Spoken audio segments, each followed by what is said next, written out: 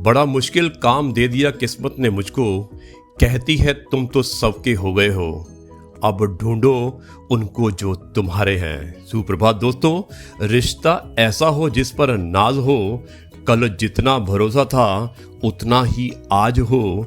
रिश्ता सिर्फ वो नहीं जो गम या खुशी के साथ दे, रिश्ते तो वो हैं जो हर पल अपने पन का एहसास दे। गुड मॉर्निंग, सुप्रभात, नमस्कार, सत श्री अकाल और आदाब। यह है आपका अपना प्रिय आरजे आदि मुंबई चा मानुस आपके लिए लेकर आया है आपका मनपसंद program positive karma, episode number 135। आज दिन है सोमवार और 21 सितंबर 2021। दोस्तों, अब मैं आपको शुरू बताता हूँ कुछ बातें, कुछ ऐसे किस्से जो आपने नहीं सुने होंगे और इसके बाद हम आप कार्यक्रम को आगे लेकर जाएंगे। अपडेट सिर्फ इतना ही है कि जो केसेस हैं वो लगभग 1 लाख रोज केसेस हो रहे हैं और जो होने वाली डेथ है वो करीब 1100 डेथ हो रही है कोरोना वायरस पॉजिटिव की वजह से। चलिए, ये आपका अपना प्रिय आरजे आदि अब आपको लेकर चलता है कुछ आगे। हम अकेले बोल तो सकते हैं परंतु बातचीत नहीं कर सकते। हम अकेले आनंदित हो सकते हैं परंतु उत्सव नहीं मना सकते। अकेले हम मुस्कुरा तो सकते हैं परंतु हर्षोल्लास नहीं मना सकते। हम सब एक दूसरे के बिना कुछ नहीं हैं, यही रिश्तों की खूबसूरती है। सुप्रभात दोस्तों, धैर्य ही है जो जिंदगी की किताब के हर पन्ने को बांध कर रखता है। यह है आपका अपना प्रिय आरजे आदि कश्यप मुंबई चा मानुस और आपके लिए लेकर आया है आपका मनपसंद program positive karma, episode number 135, 21 सितंबर 2021 और आज दिन है सोमवार। दोस्तों, अब मैं लेके चलता हूं आपको इस कार्यक्रम में आगे एक छोटे से ब्रेक के बाद।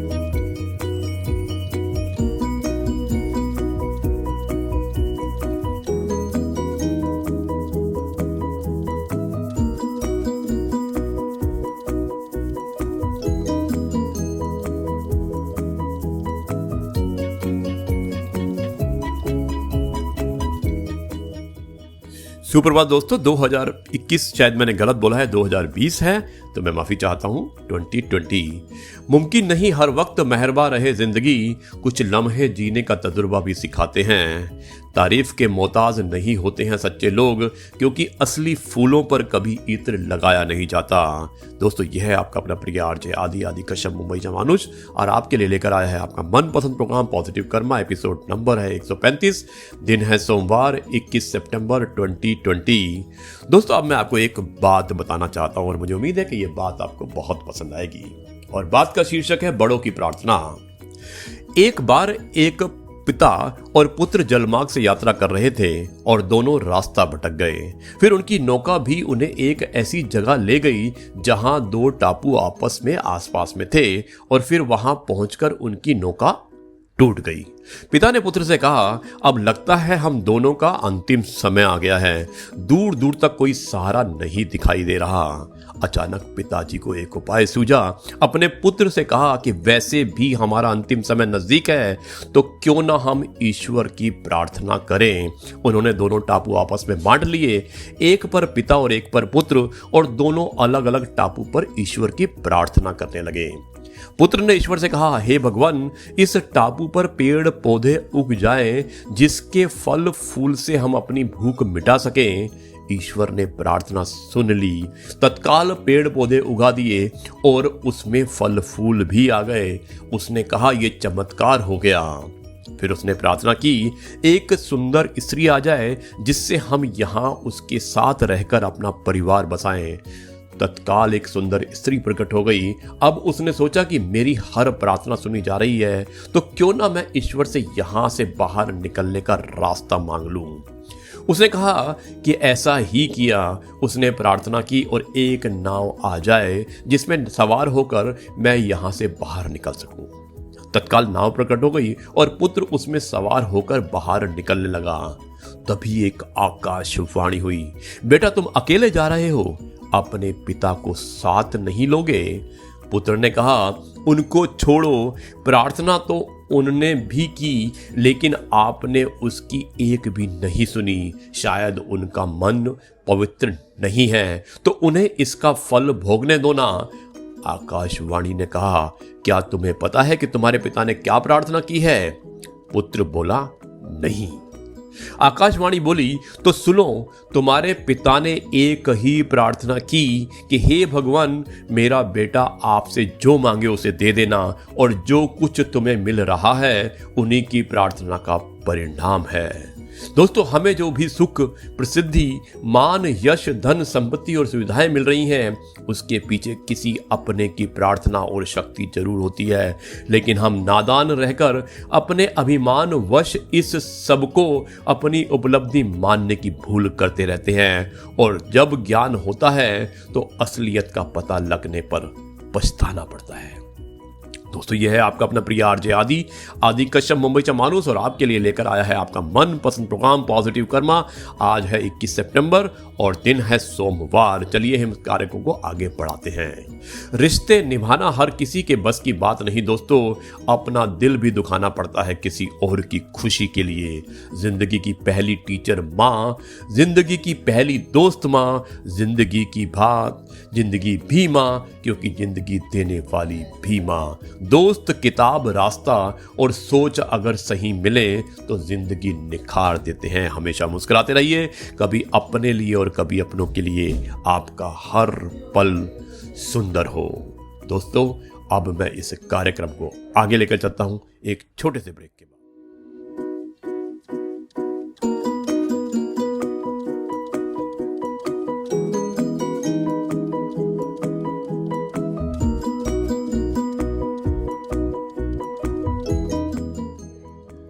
दोस्तों, एक बार फिर ये आपका अपना प्रिय आरजे आदि कश्यप, मुंबई का मानुस, और आपके लिए लेकर आया है आपका मनपसंद program positive karma, episode number 135। आज दिन है सोमवार और 21 सितंबर। अब मैं आपको सुनाता हूँ एक कहानी, और एक कहानी सुनाने से पहले मैं आपको बताना चाहता हूँ कुछ और जो लगता है कि आपको पसंद आएगा। और इस प्रकार से मैं कहानी शुरू करूँगा। जिसने अपनी इच्छाओं पर काबू पा लिया, उस व्यक्ति ने समझो कि उसने अपने दुखों पर काबू पा लिया। सत्य वह दौलत है जिसे पहले खर्च करो और जिंदगी भर आराम पाओ। झूठ वह कर्ज है जिससे थोड़ा सुख पाओ पर जिंदगी भर चुकाते रहो। रिश्ते बरकरार रखने की सिर्फ एक ही शर्त है, किसी की कमियां नहीं अच्छाइयां देखें। दोस्तों, अब समय आ चुका है कि हम आपको एक कहानी सुनाएंगे, और कहानी का शीर्षक है मन को छू लेने वाली कहानी है ये। तो कहानी मैं आपको बताना चाहता हूं, और ये कहानी बहुत ही अच्छी लगेगी। इसका शीर्षक है मन को छू लेने वाली कहानी। दोस्तों, एक बुजुर्ग औरत मर गई। यमराज लेने आए। औरत ने यमराज से पूछा, आप मुझे स्वर्ग ले जाएंगे या नरक? यमराज बोले, दोनों में से कहीं भी नहीं। तुमने इस जन्म में बहुत ही कच्चे कर्म किए हैं, इसलिए मैं तुम्हें सीधे प्रभु के धाम ले जाऊंगा। बुजुर्ग औरत खुश हो गई, बोली, धन्यवाद, पर मेरी आपसे एक विनती है। मैंने यहाँ धरती पर सबसे बहुत स्वर्ग और नरक के बारे में सुना है। मैं इस बार इन दोनों जगहों को देखना चाहती हूँ। यमराज बोले, तुम्हारे कर्म अच्छे हैं, इसलिए मैं तुम्हारी ये इच्छा पूर्ति करता हूँ। चलो, हम स्वर्ग और नरक के रास्ते से होते हुए प्रभु के धाम चलेंगे। दोनों चल पड़े। सबसे पहले नरक आया, और नरक में बुजुर्ग औरत ने जोर जोर से लोगों के रोने की आवाज सुनी। वहां नरक में सभी लोग दुबले पतले और बीमार दिखाई दे रहे थे। औरत ने एक आदमी से पूछा, यहाँ आप सब लोगों की ऐसी हालात क्यों हैं? आदमी बोला, तो कैसी हालात होगी? मरने के बाद जब से यहाँ आए हैं, हमने एक दिन भी खाना नहीं खाया। भूख से हमारी आत्माएं तड़प रही हैं।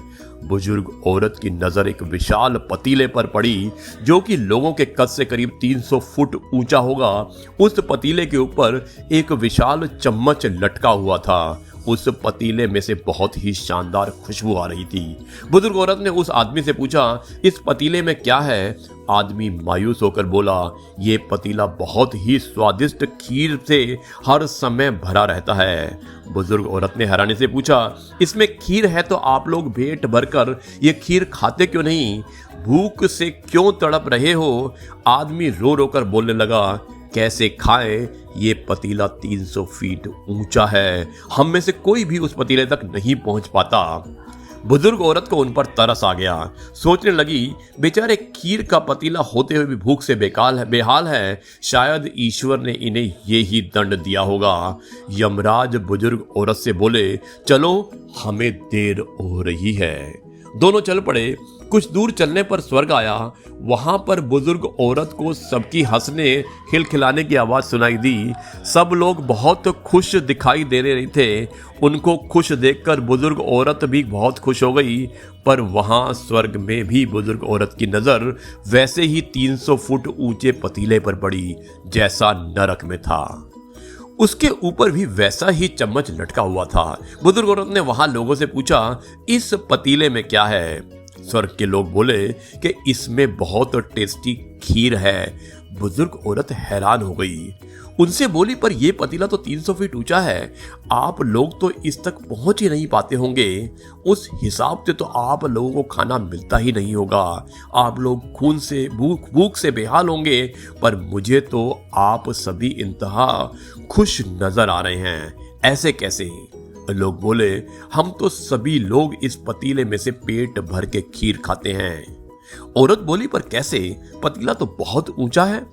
लोग बोले, तो क्या हो गया पतीला ऊंचा है? यहाँ पर कितने सारे पेड़ हैं। ईश्वर ने ये पेड़ पौधे नदी झरने हम मनुष्यों के उपयोग के लिए ही तो बनाए हैं।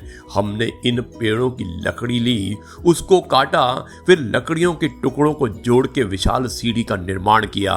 उस लकड़ी की सीढ़ी के सहारे हम पतीले तक पहुंचते हैं और सब मिलकर खीर का आनंद लेते हैं।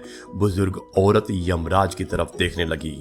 यमराज मुस्कुराते हुए बोले, ईश्वर ने स्वर्ग और नरक मनुष्य के हाथों में ही सौंप रखा है। चाहे तो अपने लिए नरक बना लें, चाहे तो अपने लिए स्वर्ग। ईश्वर ने सबको एक समान हालातों में डाला है। उसके लिए उसके सभी बच्चे एक समान हैं। वो किसी से भेदभाव नहीं करता। वहां नरक में भी पेड़ पौधे सब थे, पर जो लोग खुद ही आलसी हैं उन्हें खीर हाथ में चाहिए। वो कोई कर्म नहीं करना चाहते, कोई मेहनत नहीं करना चाहते, इसलिए भूख से बेहाल हैं।